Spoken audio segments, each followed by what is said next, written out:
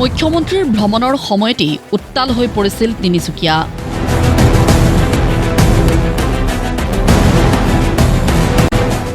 চৰকাৰৰ বিৰুদ্ধে ওলাই আহিছিল হাজাৰ হাজাৰ লোক। কিয় চৰকাৰে জনজাতিকৰণৰ প্ৰতিশ্ৰুতি পালন নকৰিলে বুলি কৰিছিল প্ৰশ্ন।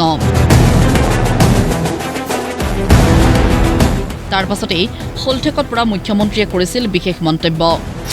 এই প্ৰতিবাদত হেনো অংশ লৈছে বিজেপি কৰ্মীয়ে। প্ৰতিবাদৰ প্ৰতি সমৰ্থন আছে বিজেপিৰ।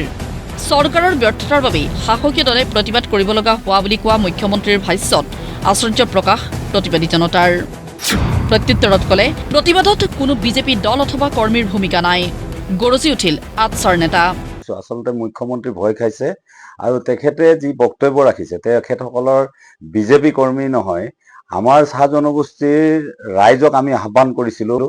এই আহ্বানৰ প্ৰতি যি ধৰণে যিসকল ব্যক্তি আচলতে বিজেপি নহয়, তেখেতসকলে জনগোষ্ঠীটোৰ স্বাৰ্থত সৰ্বাংগীন উন্নয়নৰ স্বাৰ্থত তেখেতসকলে ওলাই আহিছে।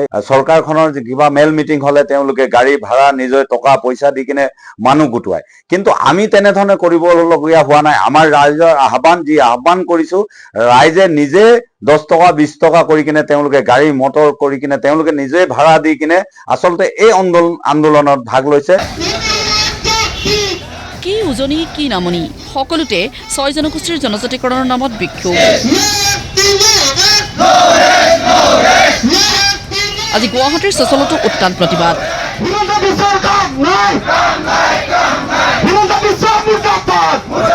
সন্মুখত জুবিন গাৰ্গৰ ফটো।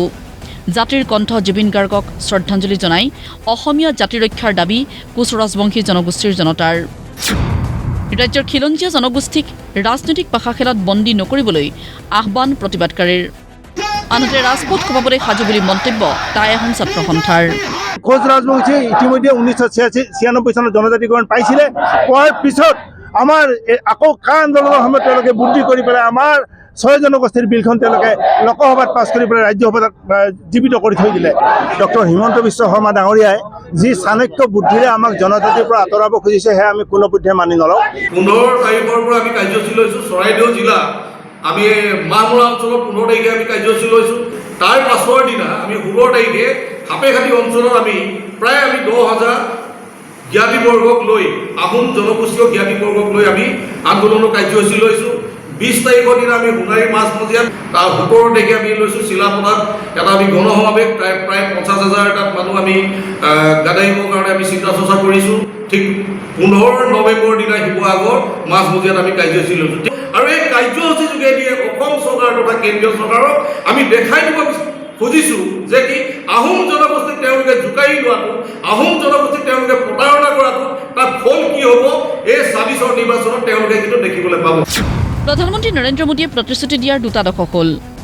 সৰ্বানন্দ সোণোৱাল, ডক্টৰ হিমন্ত বিশ্ব শৰ্মাই জনজাতিকৰণৰ প্ৰতিশ্ৰুতি দি গঠন কৰিলে চৰকাৰ।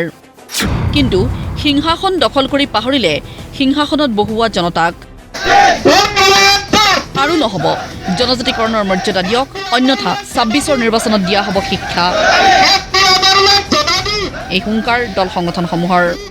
আৰু মুখ্যমন্ত্ৰী ডাঙৰীয়া যি ধৰণে আমাৰ সমৰ্থন আছে বুলি কৈছে, যদি সমৰ্থন আছে আজি 6 জনগোষ্ঠীৰ লগতে চাহ জনগোষ্ঠীক যিহেতু আপোনালোকে প্ৰতিশ্ৰুতি দিছিলে, আপোনাৰ যদি ইমানেই সমৰ্থন আছে অহা 26ৰ নিৰ্বাচনৰ আগত আচলতে আমাৰ এই সমস্যাবোৰ সমাধান কৰাৰ কাৰণে আপোনালোকে ব্যৱস্থা লওক।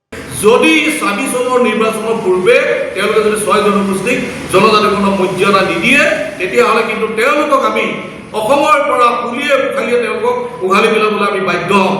চমু চাপিছে নিৰ্বাচনৰ দিন। ক্ষোভৰ উমান পাই মুখ্যমন্ত্ৰীয়ে দিছে আশ্বাস। বিষয়টো উত্থাপন কৰা হ'ব অহা বিধানসভা অধিৱেশনত। কিন্তু এই আশ্বাস নামানে নুশুনে 6 জনগোষ্ঠীৰ সংগঠনৰ নেতা জনতাই। ব্যুৰ' ৰিপৰ্ট, প্ৰতিদিন টাইম।